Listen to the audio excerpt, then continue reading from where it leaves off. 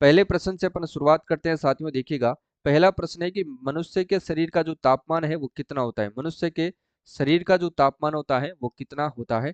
27 degree Celsius, 37 degree Celsius, 78.6 degree Celsius milligram, या फिर 98.6 degree Celsius. तो ध्यान रखना है, इसका जो सही आंसर होगा साथियों वो होगा 37 डिग्री सेल्सियस। ठीक है, ऑप्शन नंबर 20 का सही आंसर होगा 37 डिग्री सेल्सियस। ठीक है ना, ये पूरी पीडीएफ आपको मिल जाएगी।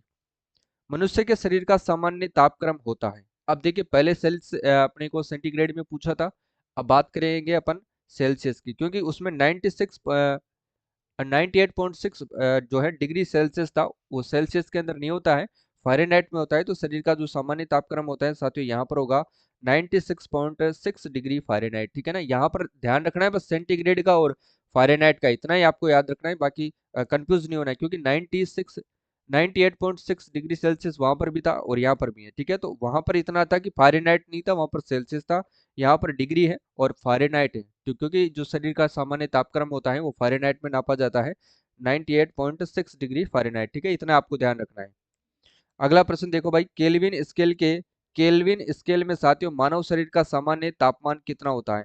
केल्विन स्केल यानी कि केल्विन स्केल के अंदर जो है मानव शरीर का सामान्य तापमान कितना होता है। अब देखो साथियों, प्रश्न को कितने तरीके से इन्होंने, एक ही प्रश्न को तीन टाइप से इन्होंने पूछा है। तो ध्यान रखना है, इसका सही आंसर होगा 310 डिग्री केल्विन। ठीक है, चाहे तो अपन इसको सोल्व भी कर सकते हैं, पर अपने पास इतना टाइम भी नहीं है, अपने को इतना टिपिकल प्रश्न पूछा भी नहीं जाएगा। ठीक है, तो आप इसको सिर्फ इतना याद रखिए कि शरीर का जो सामान्य तापमान होता है वो केल्विन स्केल में अगर आपसे पूछा जाए तो 310 डिग्री केल्विन होगा। ठीक है ना, अगर फ़ारेनहाइट में आपसे पूछा जाए तो फ़ारेनहाइट का अंदर ध्यान रखना 98.6 डिग्री फ़ारेनहाइट होता है, यानी कि 98.6 डिग्री फ़ारेनहाइट।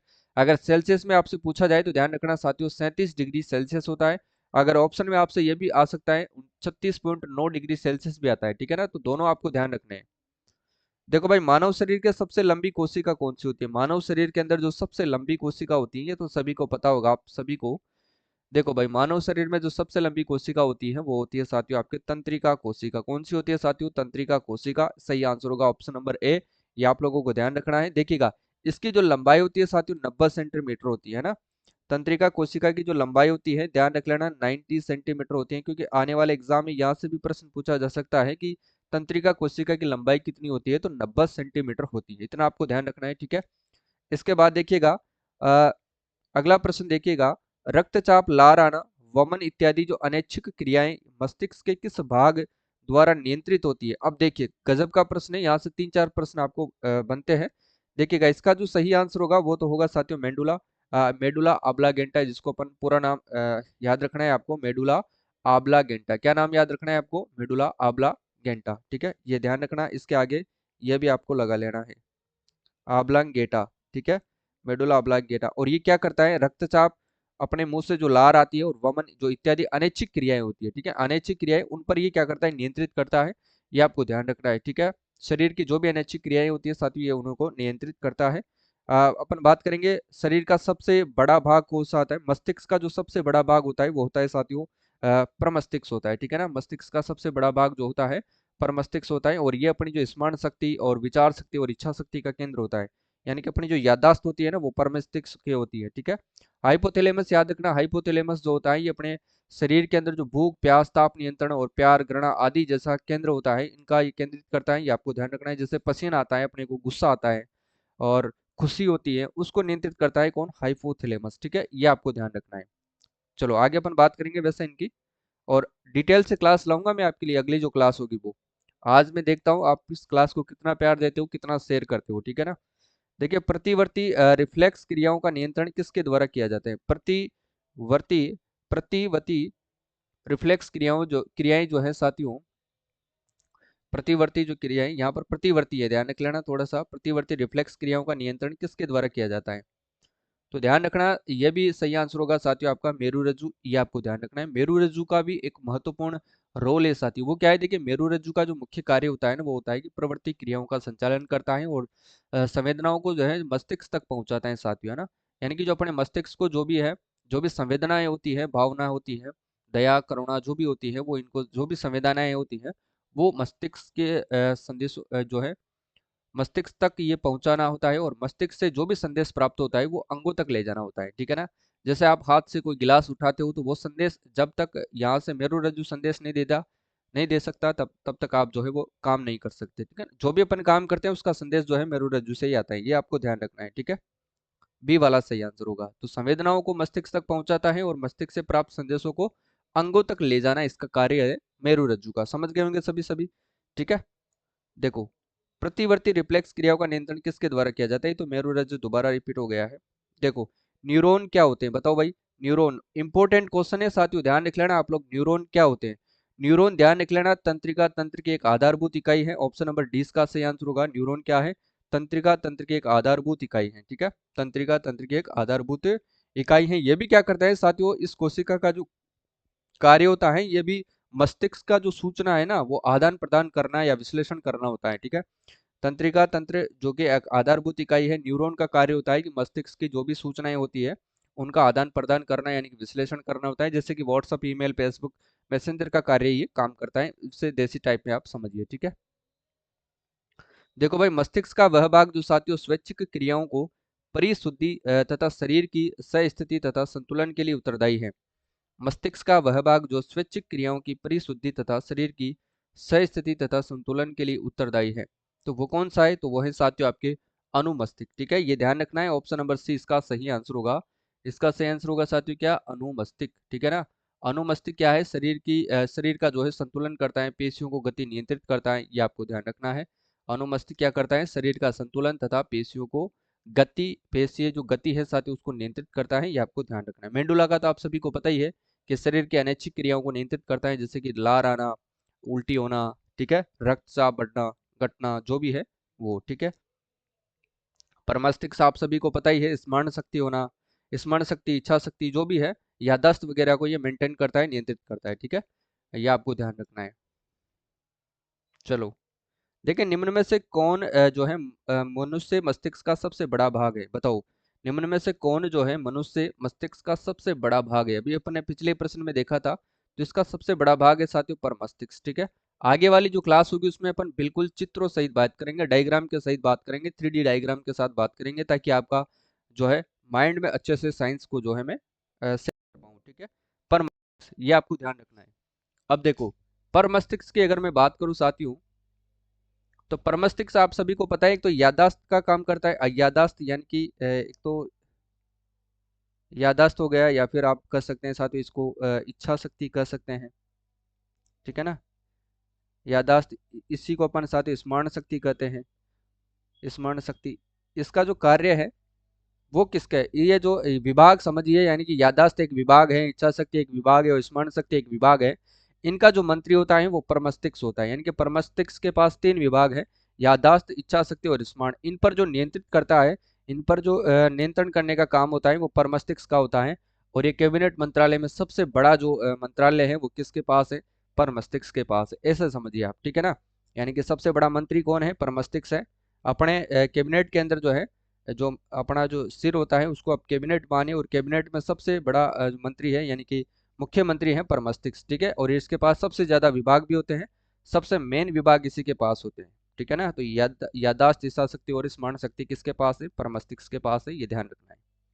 चलो आगे देखो भाई, मानव में स्मृति से संबंधित मस्तिष्क का भाग है। मानव में स्मृति से संबंधित मस्तिष्क का भाग है। स्मृति अभी अपन ने बात करी, बताओ भाई स्मृति क्या है? अभी अपन ने बात करी थी ना पहले। तो ध्यान रखना, स्मृति से संबंधित जो है, स्मृति किसके पास है? परमस्तिष्क के पास है, ठीक है। ऑप्शन नंबर बी बताया था ना मैं, स्मरण शक्ति, स्मृति, याददाश्त जो भी आपसे पूछा जाए ध्यान रखना है। देखो, इसके बाद है कि मनुष्य मस्तिष्क में CSF की मात्रा कितनी होती है? मनुष्य मस्तिष्क में साथियों CSF की जो मात्रा होती है वो कितनी होती है, ये आपको बताना है। बताओ देखिए फटाफट से, 500 ml, 150 ml, 1000 ml या फिर 1.5 ml? बताओ देखिए इसका सही आंसर क्या होगा? बताइए भाई फटाफट से बताओ। देखिएगा, इसका जो सही आंसर तो होगा साथियों 150 ml, ठीक है ना। बी वाला इसमें सही होगा, ऑप्शन नंबर 20 का सही आंसर होगा। मनुष्य मस्तिष्क में CSF की जो मात्रा होती है 150 ml होते हैं, ठीक है। ये आप लोगों को ध्यान रखना है। आगे देखो, रेटिना अपवर्दी है, रेटिना अपवर्दी है, रेटिना अपवर्दी है, बताओ रेटिना अपवर्दी क्या है? तो ये अग्र मस्तिष्क पक्ष की है, ठीक है ना। रेटिना अपवृद्धि है अग्र मस्तिष्क पश्च की, ठीक है ना, ये ध्यान रखना, ऑप्शन नंबर डी इसका सही आंसर होगा। रेटिना और जो ऑप्टिक जो तंत्र है साथ ही उसकी उत्पत्ति विकासशील मस्तिष्क के जो अपवृद्धि के रूप में होती है, ये आप लोगों को ध्यान रखना है। जैसे कि भ्रूण के प्रोटोसेल्स का एक प्रभाग होता है, डाइक्लोफेनोल अग्र मस्तिष्क होता है, और टेंसलेफेलोन और मिड ब्रेन के बीच ये स्थित होता है, ये आपको ध्यान रखना है, ठीक है। बाकी इसको अपन हर चीज ढंग से पढ़ेंगे, रेटिना जब आंख का काम आएगा तो अपन ढंग से पढ़ेंगे, ठीक है। मनुष्य की आंखों की विभेदन क्षमता कितनी होती है, मनुष्य की जो आंखें होती है साथ ही उसकी जो विभेदन क्षमता होती है वो कितनी होती है, ये सभी के सभी विगत परीक्षाओं में आए हुए प्रश्न, ये आपको ध्यान रखना है, ठीक है ना, विगत परीक्षाओं में आए हुए प्रश्न है ये। देखो, मनुष्य की आंखों की विभेदन क्षमता होती है, बताओ भाई कितनी होती है, तो ध्यान रखना 0.01 मिमी होती है, 0.10 मिमी होती है, ठीक है, ये आपको ध्यान रखना है, विभेदन क्षमता होती है ये, आपको ध्यान रखना है, ठीक है। चलो, देखिए, मानव नेत्र का वह भाग जो साथियों नेत्र के अभिसारी लेंस के लिए फोकस का कार्य करता है वह कहलाता है, फोकस का कार्य करता है वह क्या कहलाता है, कॉर्निया, आइरिस, पुतली, रेटिना या फिर दृष्टि पटल। बताओ भाई, देखिए इसका सही आंसर क्या होगा, जल्दी बताओ, कॉर्निया, आइरिस, पुतली, रेटिना या फिर दृष्टि पटल। तो ध्यान रखना है इसका सही आंसर होगा रेटिना, यानी कि रेटिना दृष्टि पटल, ठीक है, ये ध्यान रखना है।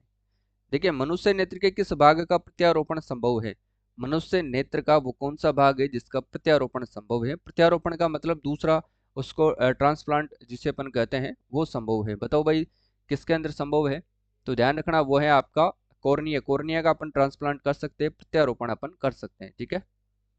एक सामान्य नेत्र के लिए स्पष्ट दृष्टि की न्यूनतम मानक दूरी क्या है, एक सामान्य नेत्र के लिए स्पष्ट दृष्टि की न्यूनतम मानक दूरी क्या है, 25 मिमी, 25 सेमी, 25 मीटर या फिर कोई नहीं। अब देखिए, इन प्रश्नों को तो आपको रटना ही है साथियों, और कोई इसका सोल्यूशन नहीं है। बाकी अ, देखिए, इसका जो सही आंसर होगा वो क्या होगा, सुस्पष्ट दृष्टि की न्यूनतम मानक जो है दूरी क्या है, सुस्पष्ट है यहाँ पर ध्यान रखना, सुस्पष्ट, ठीक है ना, मानक दूरी क्या है, तो इसका सही आंसर क्या होगा साथियों, बताओ, देखिए 25 सेंटीमीटर, ऑप्शन नंबर 20 का सही आंसर होगा, ठीक है।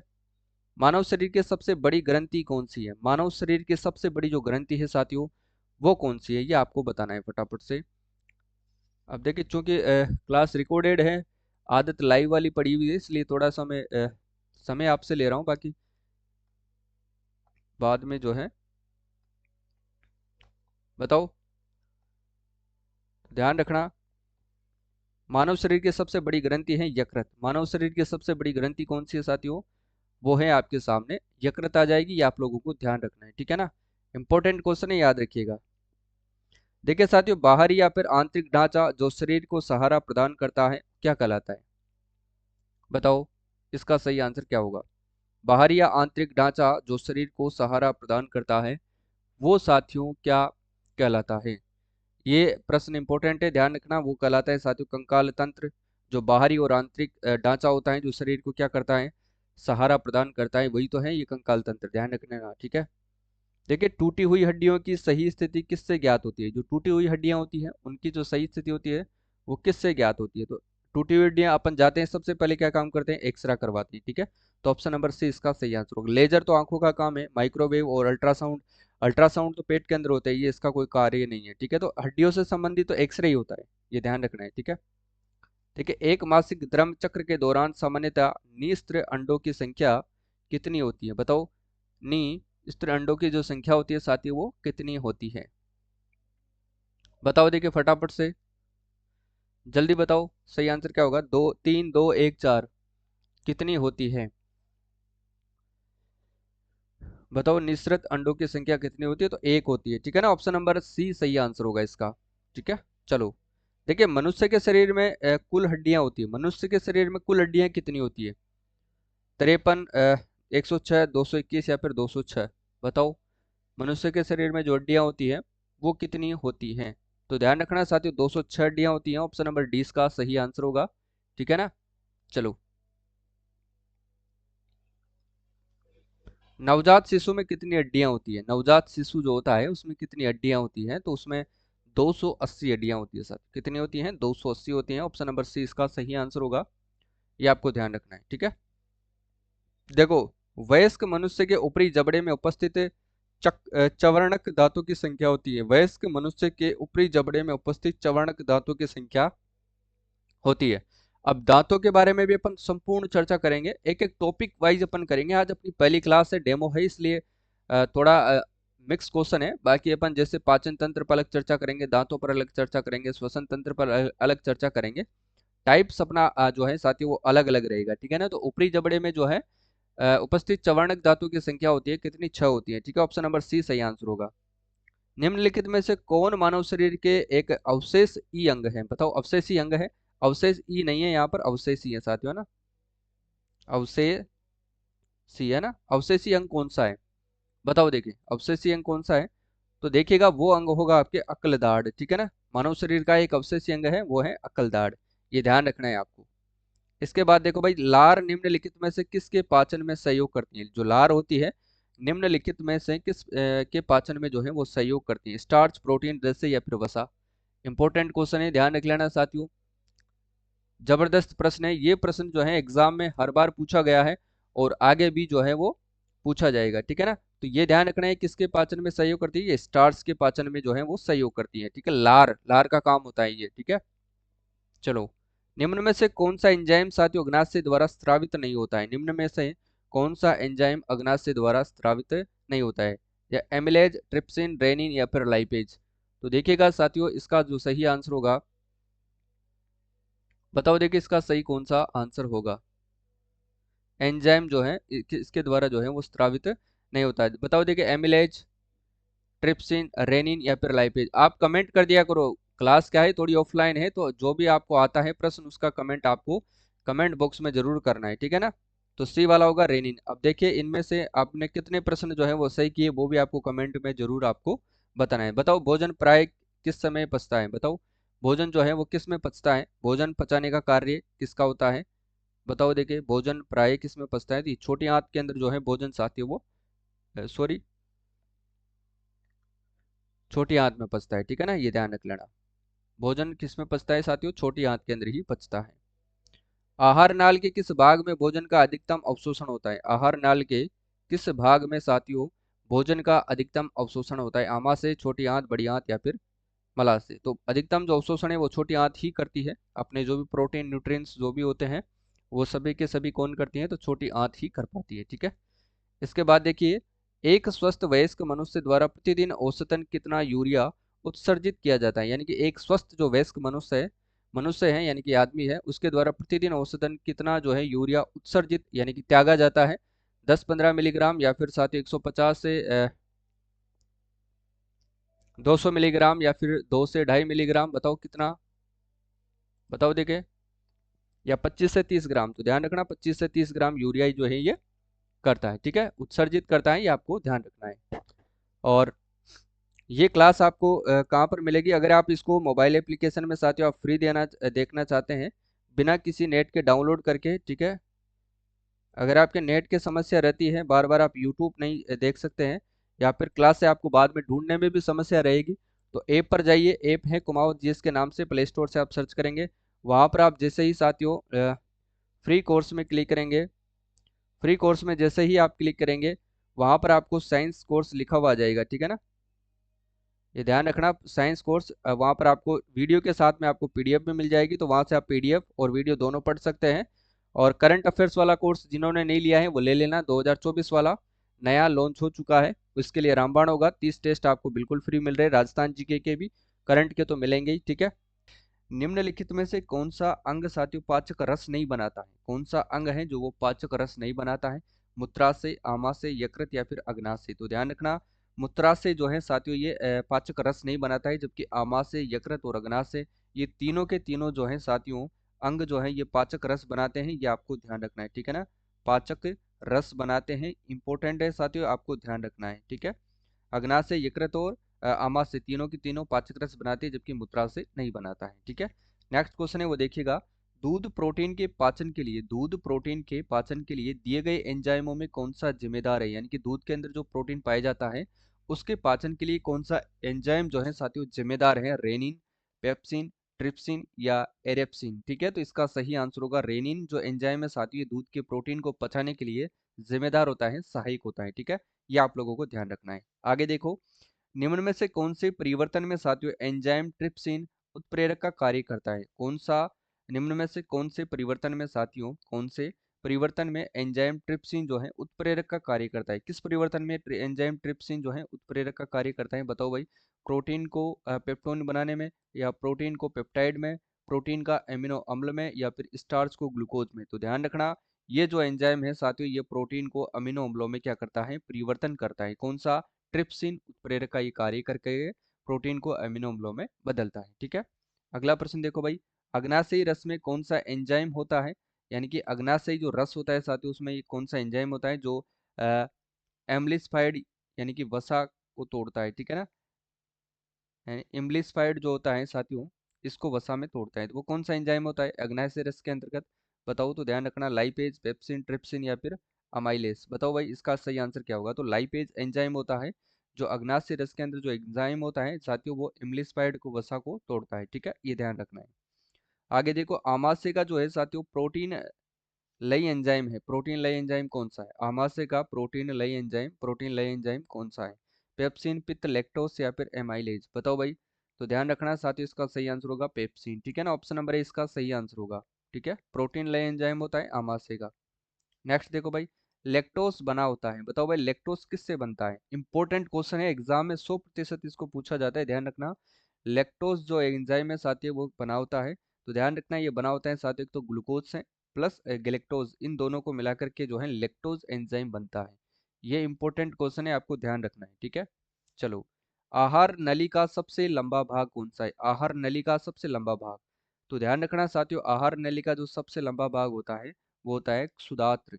कौन सा होता है? सुदात्र। जब अपन साथियों पढ़ेंगे डिटेल से अपन पढ़ेंगे ना आहार नली को, ठीक है, पाचन तंत्र की क्रियाएं जब अपन पढ़ेंगे तो पाचन तंत्र को पढ़ते टाइम अपन इसको भी पढ़ेंगे सुदात्र को। ठीक है, तो सबसे पहले एमसीक्यू पढ़ेंगे फिर उसके बाद थ्योरेटिकल पढ़ेंगे। ठीक है।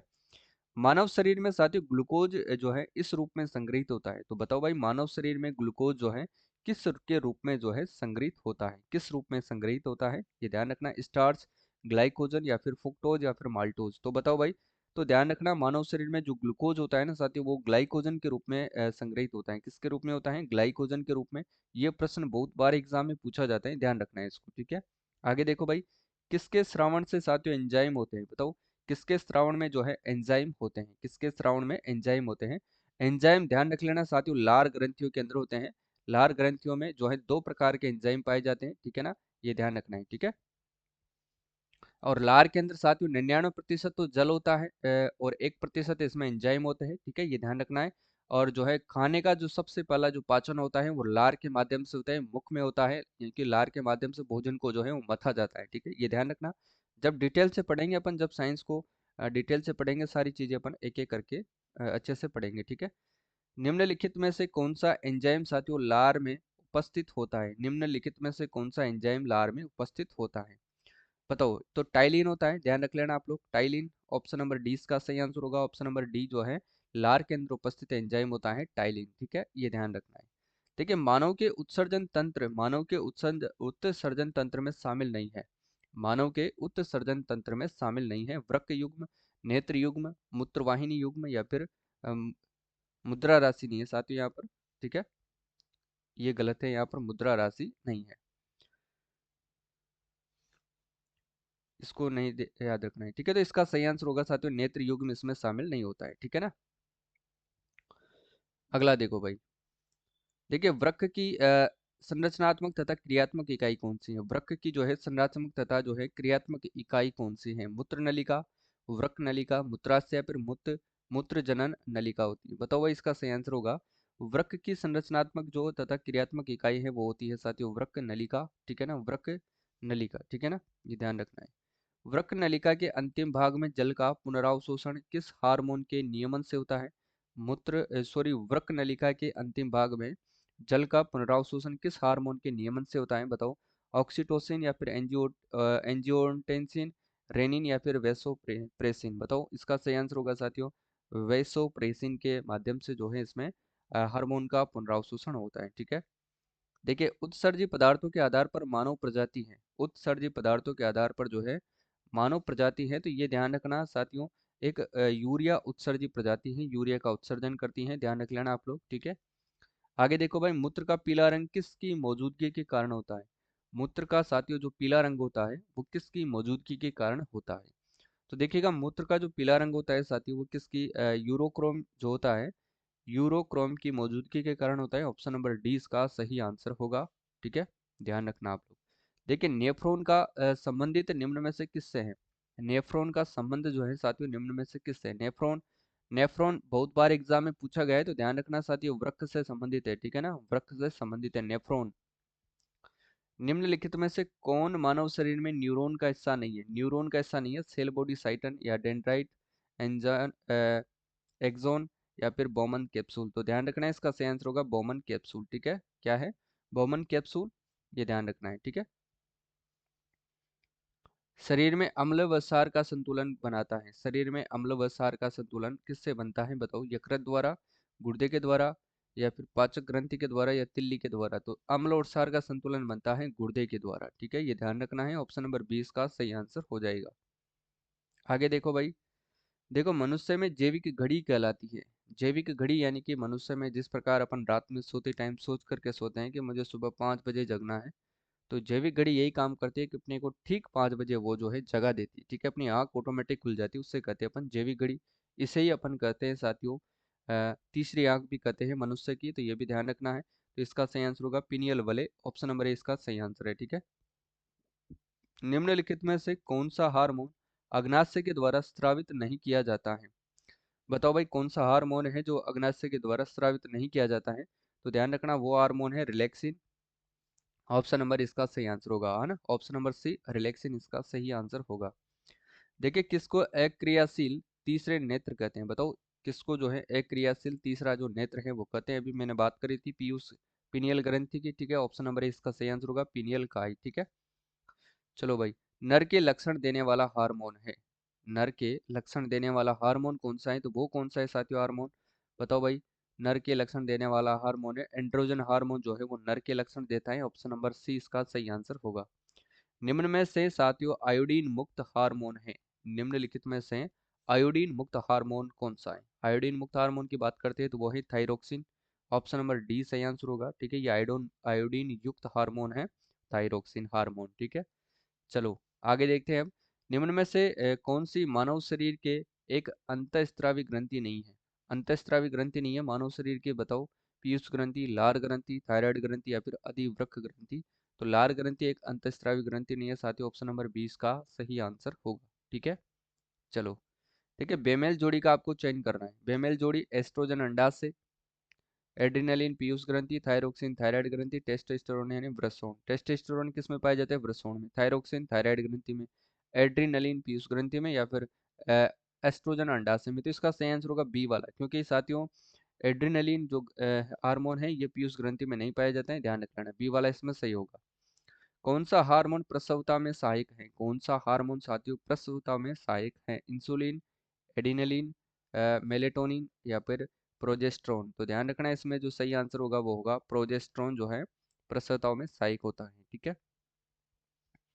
आगे देखो, निम्न में से कौन सी ग्रंथि साथियों मानव शरीर की एक अंतःस्रावी ग्रंथि है?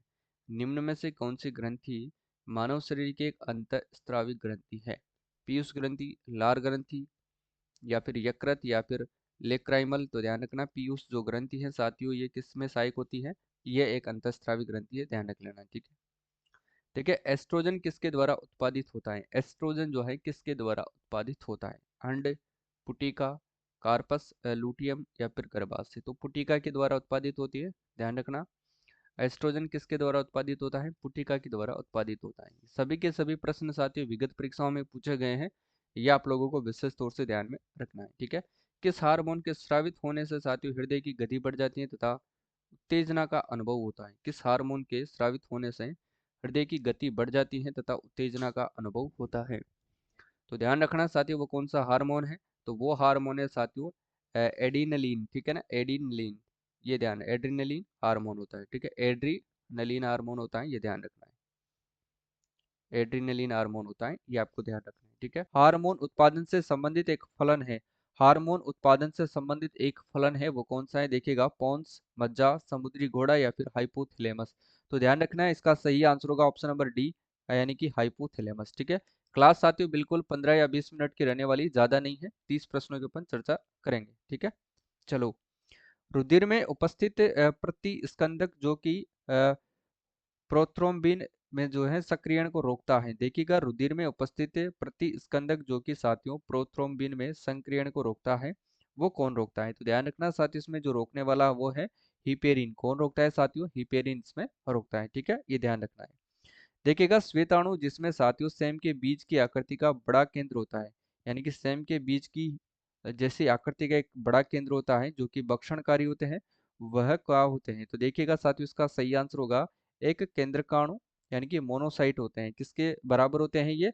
एक सेम के बीज की आकृति के बराबर होते हैं, जो एक बड़ा केंद्र होता है तथा ये भक्षणकारी भी होता है। ठीक है, ये आपको ध्यान रखना है, डी वाला इसमें सही आंसर होगा। ठीक है, सामान्यतः रक्त में श्वेत रक्त कणिकाओं की संख्या साथियों लाल रुधिर कणिकाओं की तुलना में ज्यादा होती है, कम होती है, बराबर होती है या फिर जब तब बदलता रहता है? ठीक है, लाल रुधिर है, यहाँ पर लाला नहीं है। ठीक है, ध्यान रखना है थोड़ा सा। तो साथियों जो ये कणिकाएं होती हैं, ये लाल रुधिर कणिकाओं की तुलना में जो श्वेत रक्त कणिकाएं होती हैं, ये कम होती है। ठीक है, ये ध्यान रख लेना, यानी कि श्वेत रक्त कणिकाओं की संख्या जो है लाल रुधिर कणिकाओं की तुलना में कम होती है। ठीक है, ये आपको ध्यान रखना है, इंपॉर्टेंट क्वेश्चन है। मनुष्य में साथियों हीमोग्लोबिन पाया जाता है, मनुष्य में जो है हीमोग्लोबिन जो है वो किस में पाया जाता है? देखिएगा रुधिर प्लाज्मा में या फिर रुधिर कणिकाओं में, श्वेत रक्त कणिकाओं में या फिर लाल रक्त कणिकाओं में? तो ध्यान रखना साथियों, जो हीमोग्लोबिन है हमेशा के ध्यान रखना आपको, डी वाला सही होगा, इसमें लाल रक्त कणिकाओं में जो है हीमोग्लोबिन पाया जाता है। ठीक है, डी वाला सही होगा, लाल रक्त कणिकाओं में जो है हीमोग्लोबिन पाया जाता है। देखिएगा गर्भधारण परीक्षण में मूत्र में किस हार्मोन की उपस्थिति का परीक्षण किया जाता है? यानी कि गर्भधारण परीक्षा में परीक्षण किया जाता है, तो उसमें जो मूत्र में वो कौन सा हार्मोन की उपस्थिति होती है जिसके कारण जो है गर्भावस्था का जो है पता लगाया जा सकता है, यानी कि परीक्षण किया जा सकता है? तो ध्यान रखना SGG, ये ध्यान रख लेना, SCG। ठीक है ना, SCG, ये आपको ध्यान रखना है। और देखिए गल ग्रंथि थायराइड का क्या कार्य है? थायराइड ग्रंथि का क्या कार्य है बताओ भाई? गल ग्रंथि जो है थायराइड का क्या कार्य है? रक्तचाप को नियंत्रित करना, प्रजनन प्रणाली को नियंत्रित करना, या फिर उपापचय का नियंत्रण करना, या प्रतिरोधक क्षमता को बढ़ाना? तो ध्यान रखना, इसका कार्य होता है उपापचय का नियंत्रण, यानी कि थायराइड ग्रंथि। ध्यान रख लेना, सेम प्रश्न पूछा जाएगा कि उपापचय का नियंत्रण किस ग्रंथि के द्वारा होता है?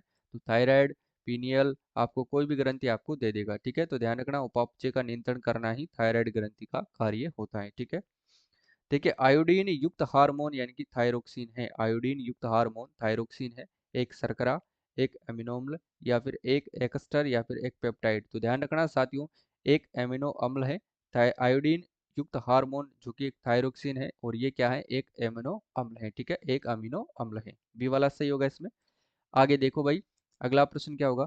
थायरोक्सिन तथा साथियों टायो टायो टाइडोथायरोनिन के अतिरिक्त थायराइड ग्रंथि स्रावित करती हैं, तो ये ध्यान रख लेना, कैल्सिटोनिन। ठीक है, ऑप्शन नंबर सी इसका सही आंसर होगा। आगे देखो, कौन सा हार्मोन प्रकार साथियों एक प्रकार के मधुमेह में अपर्याप्त मात्रा में बनता है?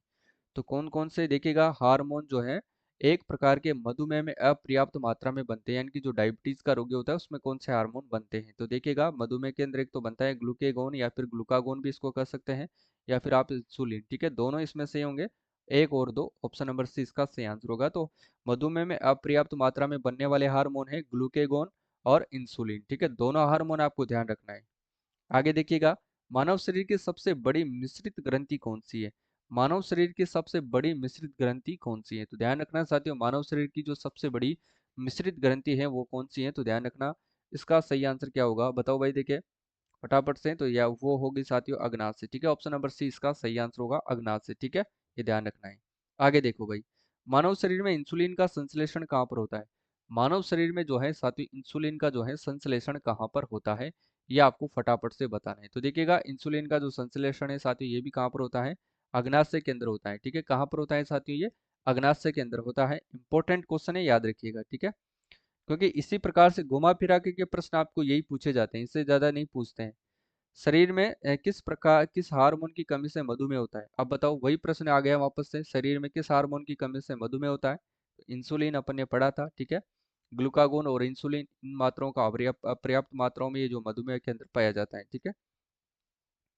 यदि शर्करा यदि रक्त में शर्करा का स्तर बढ़ जाता है तो किस हार्मोन का स्राव होता है? फिर वही प्रश्न आ गया, बस लैंग्वेज इन्होंने चेंज कर दी है कि यदि रक्त में साथियों शर्करा का स्तर बढ़ जाता है, यानी कि शर्करा की मात्रा बढ़ जाती है, तो उसके अंदर जो है किस हार्मोन का स्रावण होता है। ठीक है।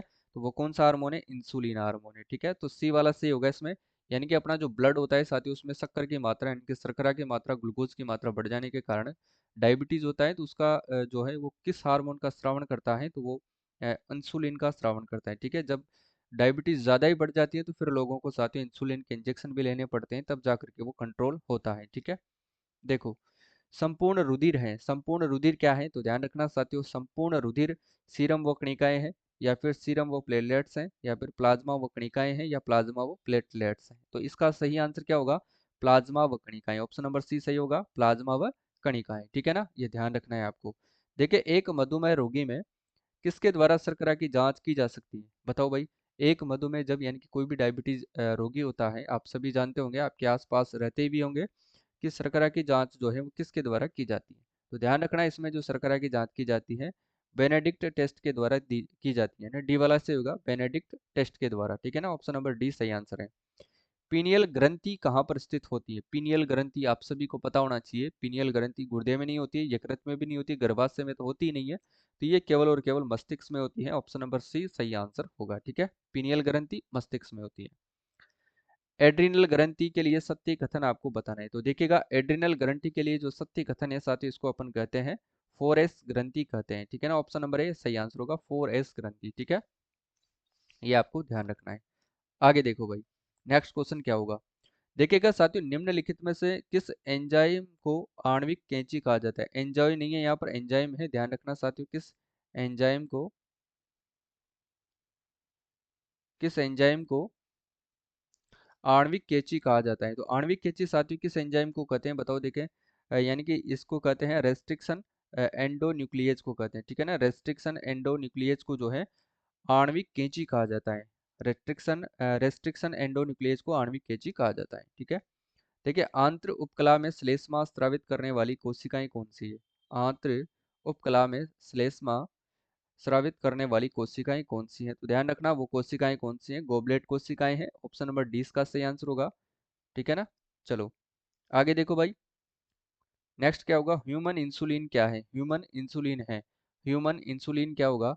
ह्यूमन इंसुलिन साथियों ध्यान रखना, एक एंजाइम है, या फिर जन्मजात रोग है, एक संक्रामक रोग है, या फिर आनुवांशिक अभियांत्रित हार्मोन है। तो ध्यान रखना साथियों, ये एक आनुवांशिक अभियांत्रित हार्मोन है। ऑप्शन नंबर डी इसका बिल्कुल सही आंसर होगा। ठीक है, ये ध्यान रखना है आपको। देखिए, रक्त कोशिकाएं जो शरीर को सूक्ष्म जीवों और अन्य बाहरी पदार्थों से सुरक्षित रखती हैं, वे हैं श्वेताणु, रक्ताणु, पट्टिकाणु, या फिर लसीकणु। ठीक है, तो इसका ध्यान रखना, सही आंसर होगा ऑप्शन नंबर ए यानी कि श्वेताणु। ऑप्शन नंबर ए इसका बिल्कुल सही आंसर होगा। ठीक है, चलो देखिए, मनुष्य की लाल रक्त कणिकाओं यानी कि आरबीसी का जो है औसत जीवन काल कितना होता है? मनुष्य की जो लाल रक्त कणिकाएं होती हैं आरबीसी, इनका साथियों औसत जो है जीवन काल कितना होता है? तो ध्यान रखना, 120 दिन होता है। ऑप्शन नंबर सी इसका सही आंसर होगा। ठीक है, चलो हीमोग्लोबिन क्या है? बताओ भाई फटाफट से, हीमोग्लोबिन क्या है? बोन मेरो में पाया जाने वाला पदार्थ, मानव रक्त में पाया जाने वाला पदार्थ, पिट्यूटरी ग्रंथि से निकलने वाला स्राव, या फिर पौधों की पत्तियों में पाए जाने वाला पदार्थ? तो ध्यान रखना है, ये सही आंसर होगा इसका, मानव रक्त में पाया जाने वाला पदार्थ होता है जिसे अपन हीमोग्लोबिन कहते हैं। ऑप्शन नंबर 20 का सही आंसर होगा। ठीक है, चलो भाई, अगर अग्नाशय में खराबी हो तो क्या होगा? अगर अग्नाशय में साथियों खराबी होगी तो फिर क्या होगा? रक्तचाप बढ़ जाएगा, या फिर रक्त का निर्माण बंद हो जाएगा, या फिर पाचन क्रिया ठीक नहीं होगी, या फिर इंसुलिन या ग्लूकोन नहीं बनेंगे। तो डी वाला सही होगा, क्योंकि साथियों अग्नाशय क्या करता है? इंसुलिन और ग्लूकागोन को ही रिलीज करता है। ध्यान रख लेना, इसको स्रावित करता है, रिलीज करता है। ठीक है, तो ये दोनों जो बनना है वो बंद हो जाएंगे, इंसुलिन और ग्लूकागोन। ठीक है, डी वाला इसमें सही आंसर होगा। आगे देखो भाई, अग्नाशय किसे स्रावित करता है? ये फिर अपने बात आ गई, अग्नाशय किनको रिलीज करता है? तो ये इंसुलिन को रिलीज करता है। ऑप्शन नंबर 20 सही आंसर होगा। इंसुलिन हार्मोन का स्रावण करते हैं, इंसुलिन हार्मोन का स्रावण करते हैं अग्नाशय की अल्फा कोशिकाएं, लैंगरेंस की द्वीपिकाओं की बीटा कोशिकाएं। तो ध्यान रखना, इसका सही आंसर होगा ऑप्शन नंबर डी, लैंगरहेंस की द्वीपिकाओं की बीटा कोशिकाएं जो है साथियों इंसुलिन का क्या करती है? स्रावण करती है। ठीक है ना, ऑप्शन नंबर डी इसका बिल्कुल सही आंसर होगा। इसके बाद देखो भाई, नेक्स्ट क्वेश्चन क्या होगा, निम्न में से कौन सी ग्रंथि सबसे बड़ी ग्रंथि है? बताओ कौन सी ग्रंथि है जो सबसे बड़ी ग्रंथि है? तो ध्यान रख लेना साथियों, यकृत जिसे अपन लीवर भी कहते हैं और जिगर भी कहते हैं, ठीक है, तो बी वाला इसमें सही आंसर होगा, ठीक है ना, ये ध्यान रखना है आपको। देखिए, भोजन में आयोडीन की कमी से रोग होता है, भोजन में जो है आयोडीन की कमी से कौन सा रोग होता है? तो देखिएगा, गलगंड और घेंगा रोग होता है, ध्यान रख लेना साथियों, ऑप्शन नंबर डी इसका सही आंसर होगा, ठीक है ना। और इसकी कमी के कारण साथियों जो अपनी थायराइड ग्रंथि होती है उसमें जो है वृद्धि हो जाती है, वो बढ़ जाती है, गले में सूजन आ जाती है, उसके कारण जो है गलगंड यानी घेंगा रोग हो जाता है, ठीक है। देखिए, थायराइड ग्रंथि का जो विस्तार है इसकी कमी के कारण होता है, थायराइड ग्रंथि का विस्तार किसकी कमी के कारण होता है? तो इसका विस्तार होता है आयोडीन की कमी के कारण, ऑप्शन नंबर सी इसका सही आंसर होगा, ठीक है। संगत कथन का आपको चयन करना है, बताइए भाई असंगत कौन है इनमें, डीपीटी टीका है, या फिर दोस्त अक्षय रोग है, डीओएसटी अक्षय रोग, ए बी प्लस सर्वदाता, या फिर एड्रिनल हार्मोन, ठीक है। तो इसमें जो है साथियों असंगत का चयन कर रहे हैं, तो ए बी प्लस सर्वदाता ये वाला जो है साथियों इसमें सही आंसर होगा, ऑप्शन नंबर सी, ठीक है। चलो भाई, देखिए बी रुधिर वाला जो है साथियों, बी रुधिर वर्ग वाला व्यक्ति जिन रुधिर वर्गों के व्यक्तियों को रक्तदान कर सकता है वह होता है, यानी कि बी रुधिर वर्ग वाला व्यक्ति जिन रुधिर वर्गों के व्यक्तियों को रक्तदान कर सकता है वह है ए और ओ रुधिर वर्गों को, बी और ओ रुधिर वर्गों को, ए और ए बी रुधिर वर्गों को, या फिर बी और ए बी रुधिर वर्गों को। तो ठीक है, ध्यान रख लेना साथियों, बी रुधिर वर्ग वाला जो व्यक्ति है ये किन किन को जो है रक्तदान कर सकता है, एक तो जिनका बी ग्रुप होता है, ब्लड ग्रुप जिनका बी होता है, और एक जो है ए बी रुधिर वर्गों को ये कर सकता है दान, ठीक है ना। तो डी वाला इसमें सही आंसर होगा, बी और ए बी, ध्यान रख लेना, जिसका भी ब्लड ग्रुप, अगर आपका भी ब्लड ग्रुप जो है बी है तो आप सिर्फ और सिर्फ बी और ए बी ब्लड ग्रुप वालों को ही ब्लड दान कर सकते हो, ठीक है। किस परिस्थिति में साथियों प्रतिरक्षी प्रतिक्रिया होगी? किस परिस्थिति में प्रतिजन प्रतिरक्षी प्रतिक्रिया होगी? तो देखिएगा, एक व्यक्ति जिसका रक्त समूह ए बी है या उससे ए रक्त समूह दिया जाए, ये तो सही नहीं है साथियों, ठीक है ना। और एक व्यक्ति जिसका रक्त समूह ए बी है और उसे बी जो है रक्त दिया जाए, ये भी सही नहीं है। एक व्यक्ति जिसका रक्त समूह ए है और उसे साथ ही ओ रक्त समूह दिया जाए, ये भी नहीं है, ठीक है। यानी कि प्रतिजन प्रतिरक्षी प्रतिक्रिया आपसे पूछ रहा है, तो एक व्यक्ति जिसका रक्त समूह ओ है और उसे ए रक्त समूह दिया जाए, तो ये वाला इसमें सही होगा, डी वाला सही आंसर है, ठीक है। एक व्यक्ति जिसका रक्त समूह क्या होगा, ओ होगा, और उसे अपन कौन सा रक्त समूह दे सकते हैं, ए रक्त समूह से दे सकते हैं, ठीक है, ध्यान रखना। चलो, देखिए मनुष्य में लोहे को इकट्ठा करने का जो है मुख्य अंग कौन सा होता है? आयरन, अपने शरीर में भी साथियों आयरन पाया जाता है, तो उसको इकट्ठा करने वाला जो मुख्य अंग होता है वो कौन सा होता है? तो ये ध्यान रख लेना, तिल्ली या फिर प्लीहा जिसे अपन कहते हैं, ये किसको इकट्ठा करता है? मानव शरीर के अंतर्गत साथियों आयरन को इकट्ठा करता है, अपन आयरन की टेबलेट भी खाते हैं, तो ठीक है, ध्यान रख लेना, ऑप्शन नंबर ए इसका बिल्कुल सही आंसर होगा। वृक्क, हृदय और यकृत आप सभी को पता है, अपन पढ़ चुके हैं। जब अपन डिटेल की क्लास से स्टार्ट करेंगे, जैसे ही एग्जाम नज़दीक आएगा, या फिर इन क्लासों के 30 दिन के बाद 31वें दिन से अपन स्टार्ट करेंगे थ्योरी वाली क्लास है, ठीक है ना। बिल्कुल शानदार क्लास होगी, ध्यान रखना। ए बी ओ और आर एच रक्त समूह के लिए प्रतिजन भी मौजूद होते हैं। देखिए, ए बी ओ और आर एच रक्त समूह के लिए प्रतिजन किसमें मौजूद होते हैं, बताओ भाई। तो ध्यान रख लेना साथियों, ये इसका जो सही आंसर होगा वो होगा लाल रक्त कोशिकाओं के अंदर ये मौजूद होते हैं, ठीक है ना। यानी कि ए बी ओ और आर एच रक्त समूह के लिए प्रतिजन लाल रक्त कोशिकाएं भी मौजूद होती हैं, ठीक है, ध्यान रखना, ऑप्शन नंबर ए बिल्कुल सही आंसर होगा। देखो, ब्लड ग्रुप का जो वर्गीकरण है साथियों, ब्लड ग्रुप का वर्गीकरण किसके आधार पर किया जाता है? जो भी ब्लड ग्रुप होता है, जैसे अपना ए बी ओ जो भी है, उनका जो वर्गीकरण है वो किसके आधार पर किया जाता है? या फिर रिसर्च फैक्टर के आधार पर किया जाता है, या हीमोग्लोबिन मात्रा के आधार पर किया जाता है, या फिर साथियों एंटीजन और एंटीबॉडी के आधार पर किया जाता है, या फिर मित्रों इनमें से कोई नहीं? तो ध्यान रखना, इसका जो है वो किसके आधार पर इसका वर्गीकरण होता है? तो एंटीजन, अपने शरीर में एंटीजन और जो एंटीबॉडी होती है उन्हीं के आधार पर जो है ब्लड ग्रुप का साथियों वर्गीकरण किया जाता है, ऑप्शन नंबर सी इसका सही आंसर होगा। कई बार आपसे पूछ लिया जाए कि एंटीजन और एंटीबॉडी के द्वारा किया जाता है तो ब्लड ग्रुप का वर्गीकरण किया जाता है, प्रश्न किसी भी प्रकार से आपसे पूछा जाता है, ठीक है।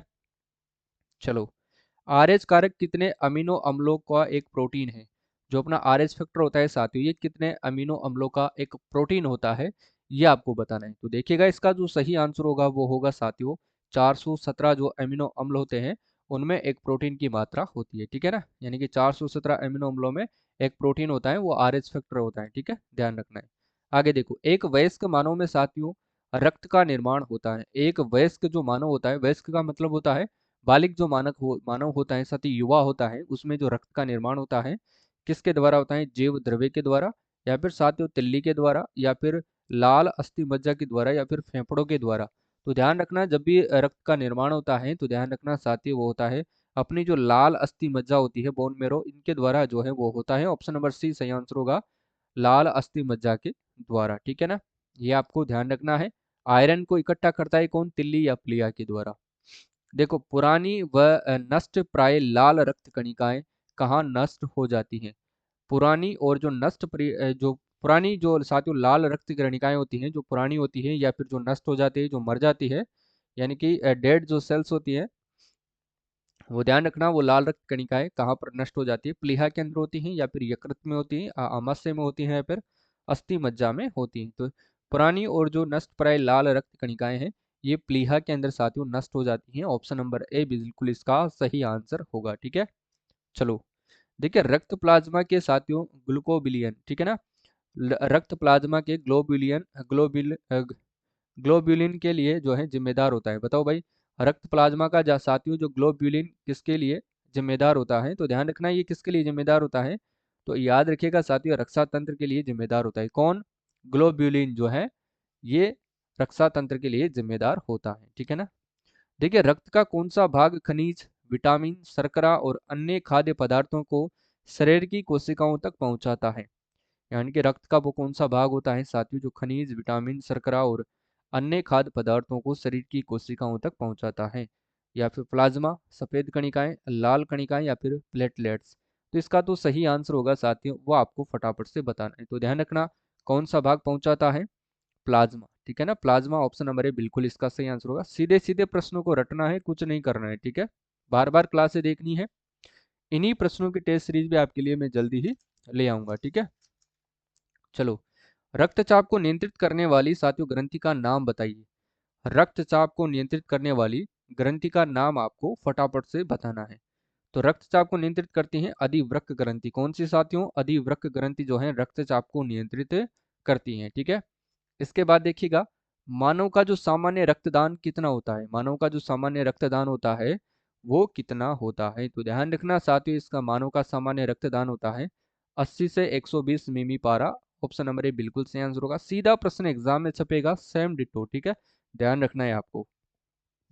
यदि साथियों पिता RH प्लस सहित व माता RH माइनस हीन हो तो माता को पहले प्रसव के तुरंत बाद दिया जाता है। प्रसव का मतलब क्या होता है? यानी कि जब भी प्रसव मतलब डिलीवरी के बाद जो है उनको तुरंत दिया जाता है RH प्रतिजन, या फिर रहोगाम प्रतिरक्षी, या फिर प्रोटीएस, दिए गए सभी का जो है मिश्रण दिया जाता है। तो ध्यान रखना, इनको दिया जाता है रहोगाम प्रतिरक्षी। ठीक है ना, यानी कि कब? जब पिता RH प्लस सहित हो, या फिर माता RH माइनस हीन हो, तो ही उन्हें जो है प्रसव के बाद जो है रहोगामी प्रतिरक्षी उनको दिया जाता है। ठीक है ना, ऑप्शन नंबर 20 का सही आंसर होगा। इसके बाद देखो, नेक्स्ट है कि रक्त में उपस्थित हीमोग्लोबिन में पाया जाता है।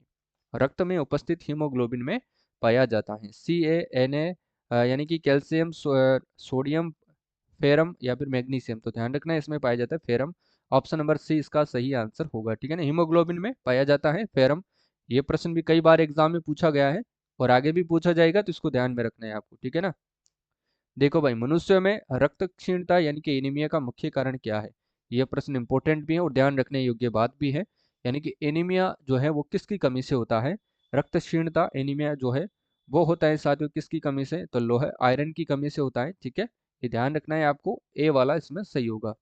चलो, भारत में साथियों किशोरियों में सबसे आम देखा जाने वाला पोषण संबंधी विकार क्या है? यानी कि जो किशोरी बालक बालिकाएं होती है उनमें आम रूप से देखा जाने वाला पोषण संबंधी विकार कौन सा है?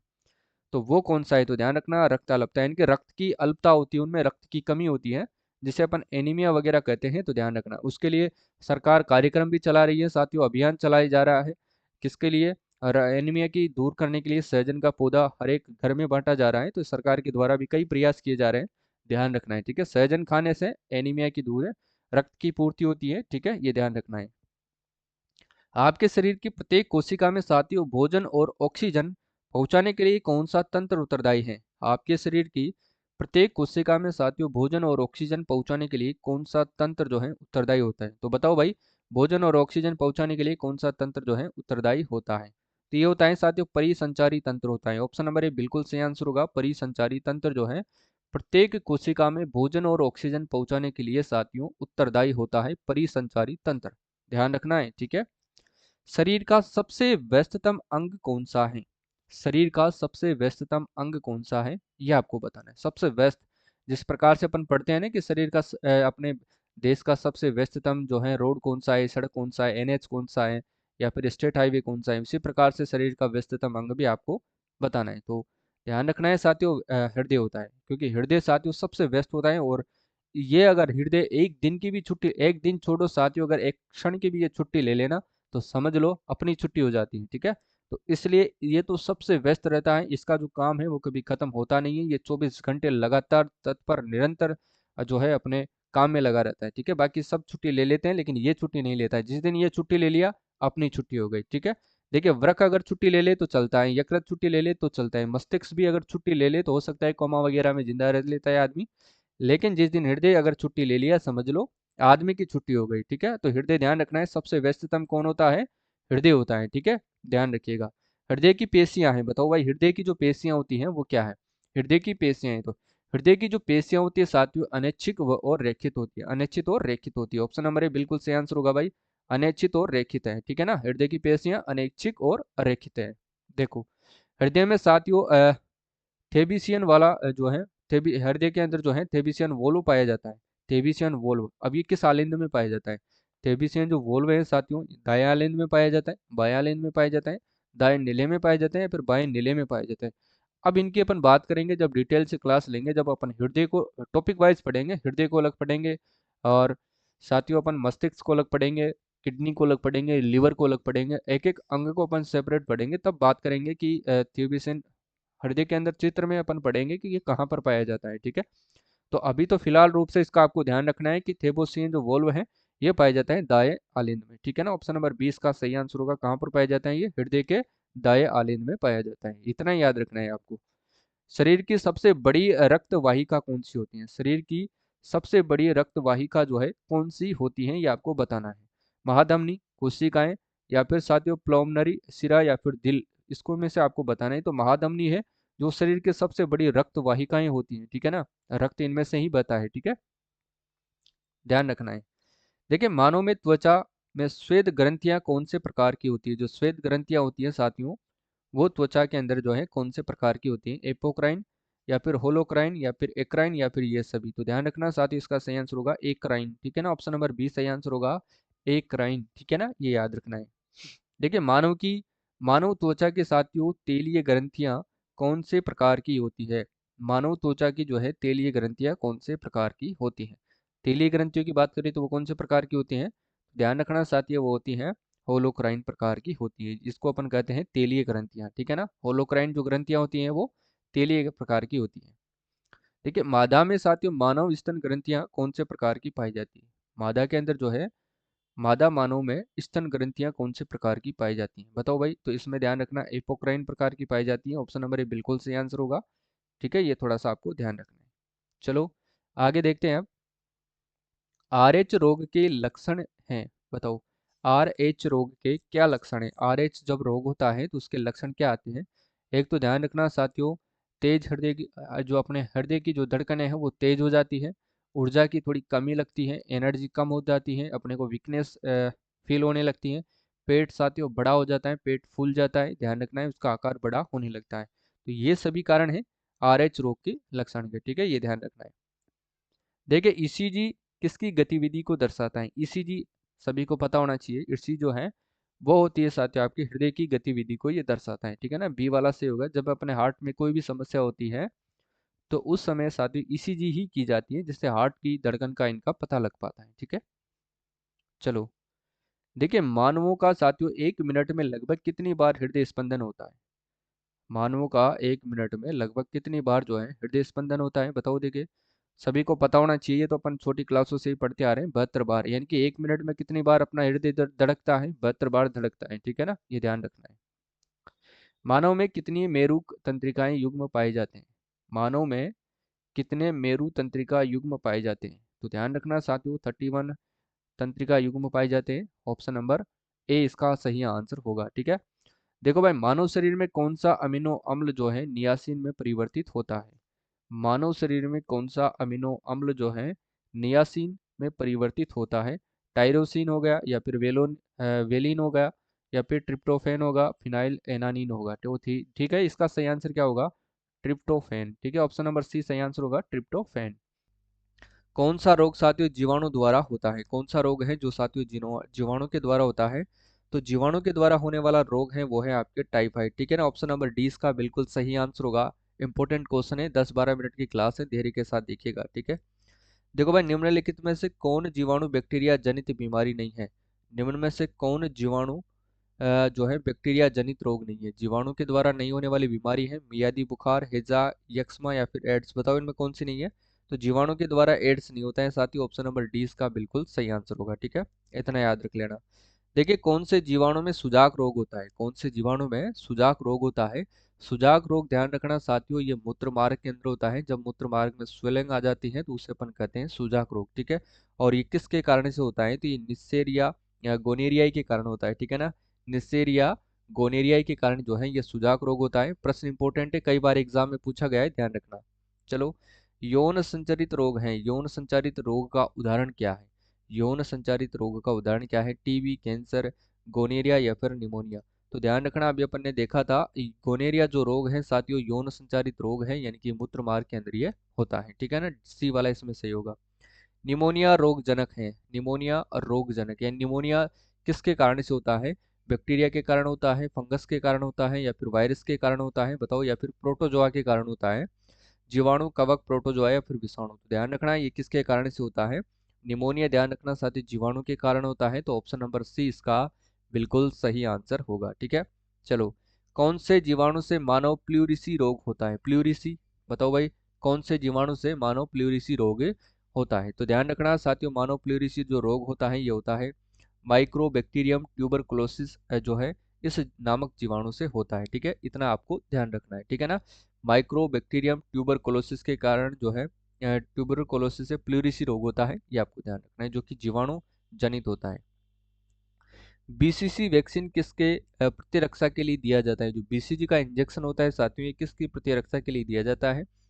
प्रश्न इंपॉर्टेंट है, ध्यान रखिएगा। ठीक है, तो बीसीजी जो रोग है साथियों ये किसके लिए दिया जाता है? बताओ, देखिए फटाफट से साथ के साथ कमेंट करना। यक्ष्मा के द्वारा, ये यक्ष्मा के लिए जो है ये टीका दिया जाता है, और प्रश्न ये भी इंपॉर्टेंट है, थोड़ा याद रखिएगा। ठीक है, चलो, भारत में सर्वाधिक होने वाला टीबी यानी तपेदिक है। भारत में सर्वाधिक होने वाला जो टीबी वो तपेदिक है। यकृत की, रक्त की, अस्थि की या फेफड़ों की? बताओ, जो टीबी होता है ये सर्वाधिक कहाँ पर होता है? फेफड़ों के अंदर होने वाली बीमारी है। जो तंबाकू का अधिक सेवन करते हैं उनके अंदर जो है ये बीमारी ज्यादातर रूप में देखने को आपको मिलेगी। ठीक है, चलो, डॉट्स प्रोग्राम का संबंध किस रोग से है? डॉट्स प्रोग्राम का जो संबंध है साथियों वो किस रोग से है?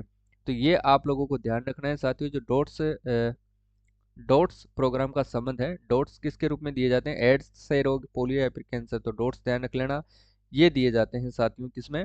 क्षय रोग यानी कि टीबी के अंदर डॉट्स नामक जो है प्रोग्राम चलाया गया था, इसको आपको ध्यान रखना है। ठीक है, चलो, देखो, टाइफाइड का कारण क्या है? टाइफाइड किसका, इसका जो कारण है वो आपको बताना है। ठीक है, एस्चेरिचिया, साल्मोनेला, माइक्रोबैक्टीरियम या फिर जियाडिया। तो ध्यान रखना साथियों, इसका जो मेन कारण होगा साल्मोनेला है। ठीक है ना, किसका कारण है? टाइफाइड का कारण साल्मोनेला। प्रश्न एग्जाम में पूछा गया है, इंपॉर्टेंट क्वेश्चन है साथियों, आपको ध्यान रखना है। ठीक है, प्रश्न बहुत ही खास है। चलो भाई, आगे देखो, टाइफाइड जिसको अपन कहते हैं मियादी बुखार, ये किसके कारण से होता है? टाइफाइड यानी कि मियादी जो बुखार होता है ये किसके कारण से होता है? विषाणु, जीवाणु, कवक या फिर परजीवी? तो ये जीवाणु के कारण रोग होता है, ऑप्शन नंबर 20 का सही आंसर होगा। रट लेना साथियों इन प्रश्नों को, इनसे बार प्रश्न एग्जाम में नहीं जाएगा। ठीक है, पशु परिचर में तो नहीं जाएगा। देखो, मियादी बुखार की पुष्टि किस टेस्ट के द्वारा होती है? अब देखो, मियादी बुखार की जो पुष्टि है साथियों वो किस टेस्ट के द्वारा की जाती है? तो मियादी बुखार की जो पुष्टि है साथियों वो किसके द्वारा की जाती है?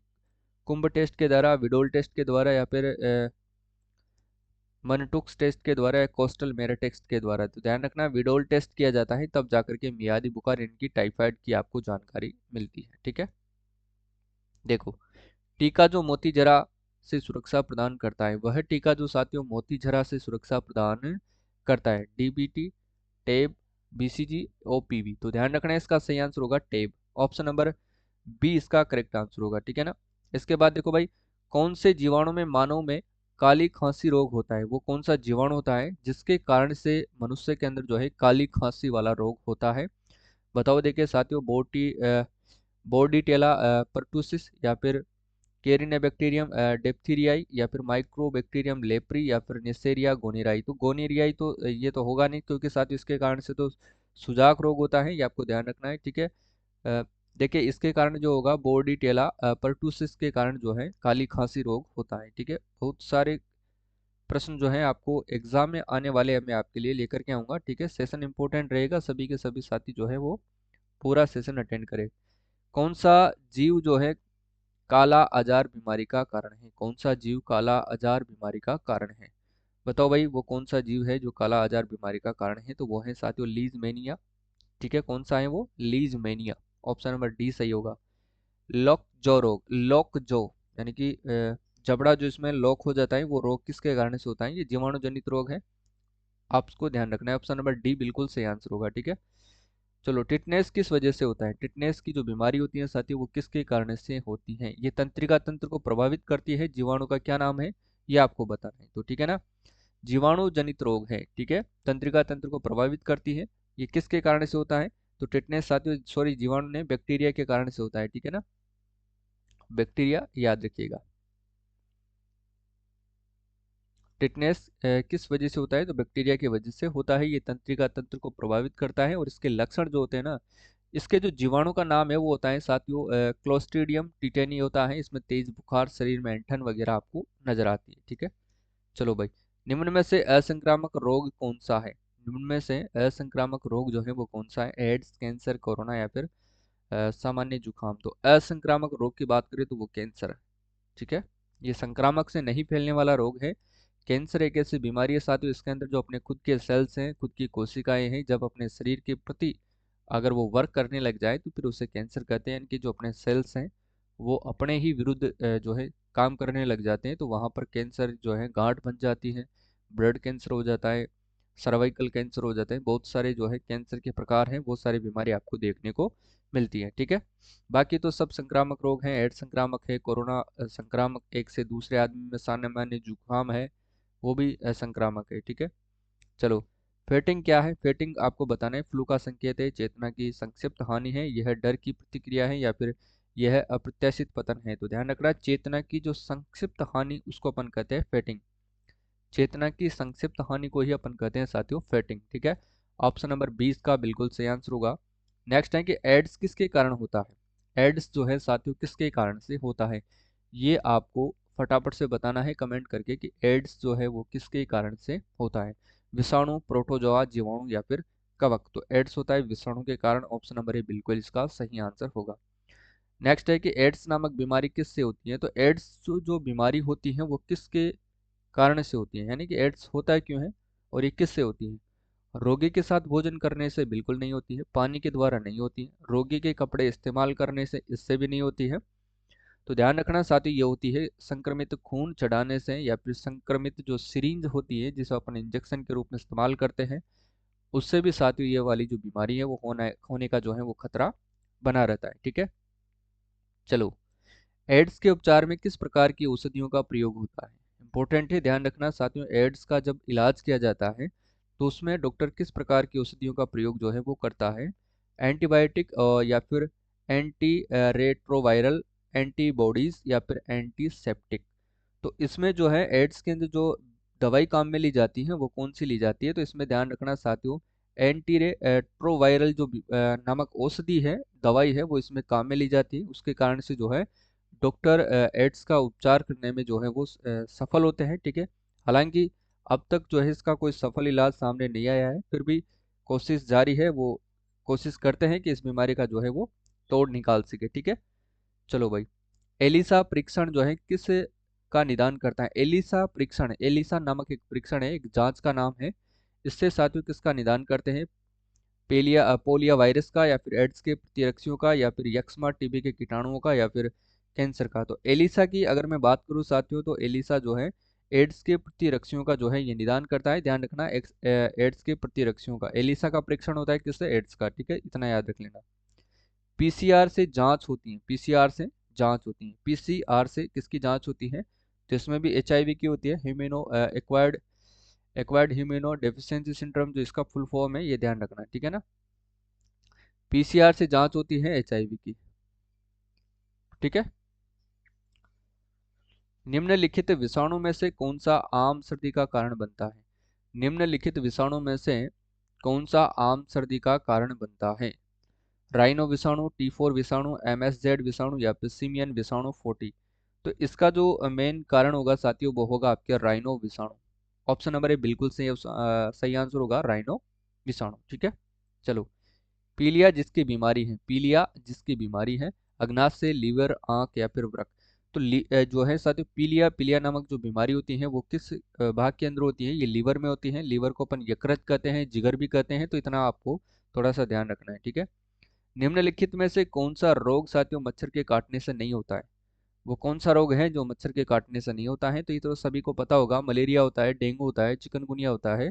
बाकी हेपेटाइटिस जो है वो मच्छर के काटने से नहीं होता है। ठीक है, इतना याद रख लेना। बाकी आगे का प्रश्न देखो भाई, निम्न में से किस बीमारी का टीका बूंद के रूप में मुंह में पिलाया जाता है?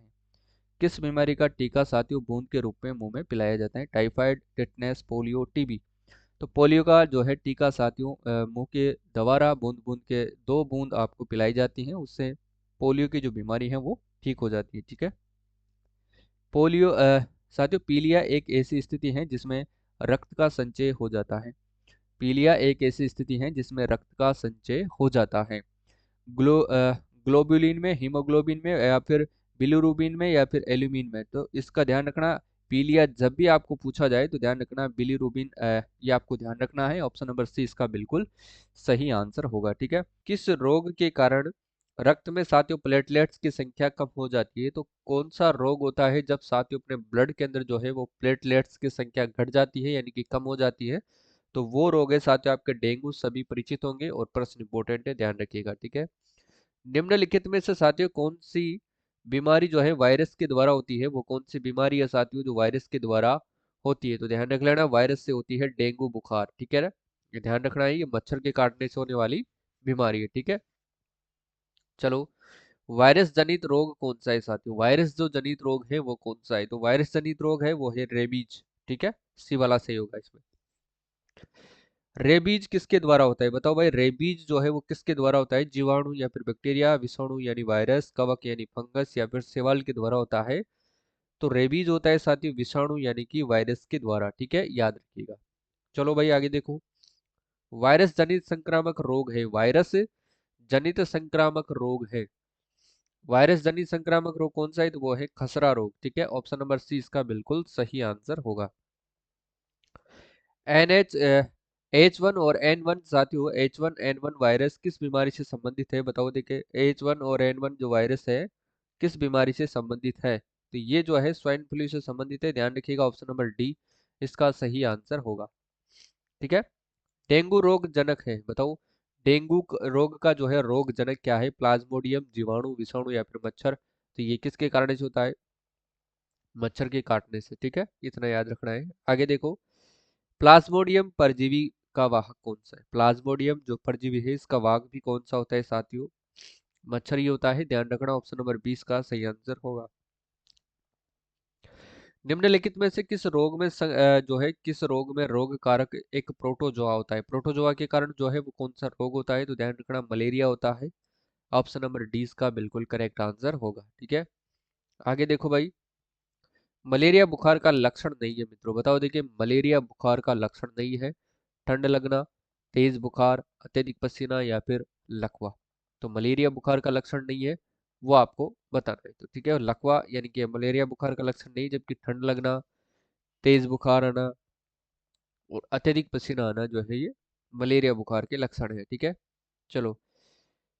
सिनकोना से प्राप्त मलेरिया की दवा का नाम बताइए। सिनकोना से प्राप्त जो है मलेरिया की दवाई है, तो वो ध्यान रखना कुनेन है। ये प्रश्न पूछा गया था, प्रश्न इंपॉर्टेंट है, याद रखिएगा। पायरिया रोग संबंधित है, पायरिया जो रोग है साथियों वो संबंधित है, तो ये दांतों से संबंधित है, ध्यान रख लेना। ठीक है।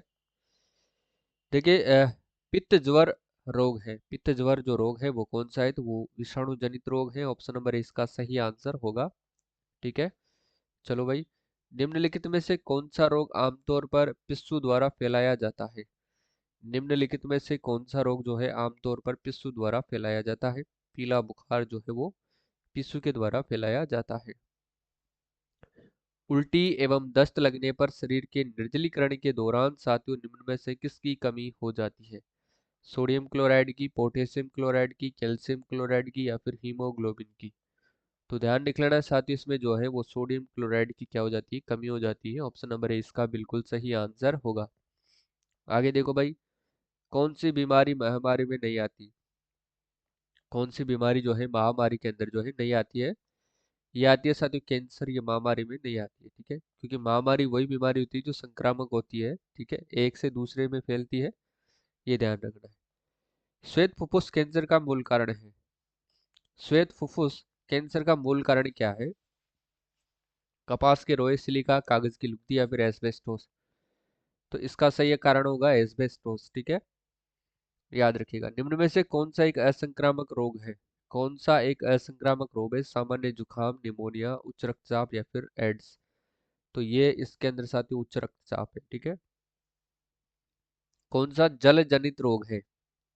जल से होने वाला रोग कौन सा है। पोलियो है, उल्टी होना, दस्त होना, या फिर ये सभी। तो ध्यान रखना ये सभी। ठीक है। आगे देखो, कीटी निज्म क्या है। कीटी जो निज्म है वो क्या है। तो ध्यान रखना साथियों, जो कीटी निज्म है बच्चों में होने वाला एक रोग है। ठीक है ना, याद रखना है। देखिए स्लीपद और फील पाँव के कारण होता है। सुत्राव कर्मी, चपटा कर्मी, फीता कर्मी, इनमें से कोई नहीं। तो ध्यान रखना सुत्राव कर्मी। ऑप्शन नंबर ए इसका भी सही आंसर होगा।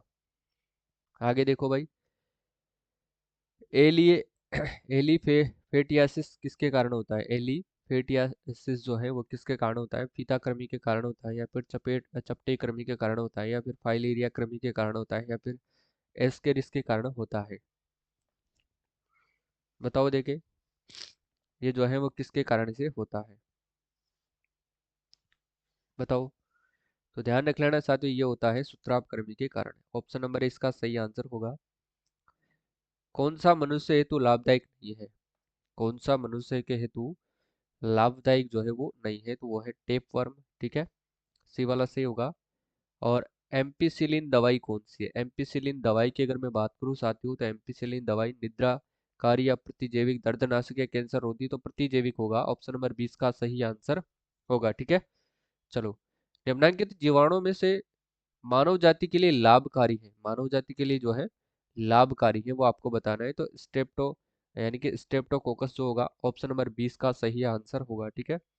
आगे देखो भाई, एथलीट फुट संक्रामक रोग है। एथलीट फुट संक्रामक रोग विषाणु जनित है, फफूंद है, या जीवाणु जनित, या प्रोटोजोआ जनित है। तो ध्यान रख लेना ये फफूंद जनित है। ठीक है, बी वाला से होगा।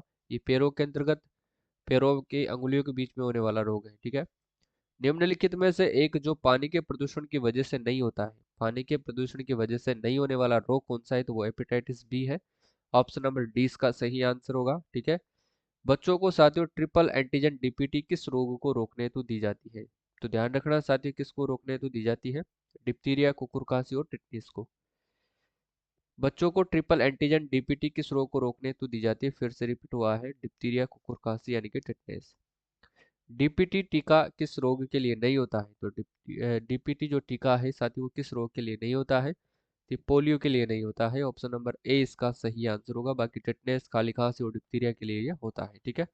और आज के लिए बस इतना ही मित्रों। क्लास बहुत छोटी थी आज की, बहुत कम समय में 8-10 मिनट में अपन ने जो है इन प्रश्नों की चर्चा करी है। अब मैं आपको बताना चाहता हूँ, अगर आप साथियों साइंस की टेस्ट सीरीज ज्वाइन करना चाहते हैं, साइंस कि अगर आप टेस्ट सीरीज ज्वाइन करना चाहते हैं जिसमें आपको साथियों लगभग 1500 एमसीक्यू वाली आपको टेस्ट सीरीज मिलेगी। ठीक है, टोटल 1500 प्रश्न आपको मिलने वाले हैं। यानी कि टोटल आपको कितने जो है वो 30 टेस्ट तो आपको मिलेंगे, ध्यान रख लेना। यानी कि 900 प्रश्न तो ये हो गए आपके। और 50 टेस्ट साथियों आपको टोटल मिलने वाले हैं, ठीक है ना। 50 टेस्ट जो है आपको मिलेंगे, वो मिलेंगे किसके, साइंस के, जिससे आप अपनी तैयारी को जो है वो परख सकते हैं। इसमें साथियों मॉडल क्वेश्चन भी होंगे और विगत वर्षों में पूछे गए प्रश्न भी होंगे, ठीक है। सब प्रश्नों की डिटेल आपको मिलने वाली है। इस टेस्ट की जो है जल्दी ही मैं लॉन्च करने वाला हूँ। जो लेना चाहता है वो ऐप को जरूर डाउनलोड करे। ऐप का लिंक डिस्क्रिप्शन बॉक्स में है, प्ले स्टोर से जाकर के आप कुमावत जीएस के नाम से आप जो है वो सर्च कर सकते हैं, इस नाम से, ठीक है। यहाँ पर लिखा हुआ है, ये देखिएगा, कुमावत जीएस यहाँ पर लिखा हुआ है आपके सामने। इस नाम से आप जो है सर्च कर सकते हैं, ठीक है। तो चलिए आज के लिए बस इतना ही मित्रों, मिलते हैं कल की क्लास में। तब तक के लिए आप सभी साथियों को मेरी तरफ से हार्दिक बधाई और शुभकामनाएं। सभी को राधे राधे, सभी को जय श्री कृष्ण और सभी को जय श्री राम। और आज प्राण प्रतिष्ठा हुई है साथियों, कल 22 जनवरी को, उसके लिए सभी को हार्दिक बधाई और शुभकामनाएं।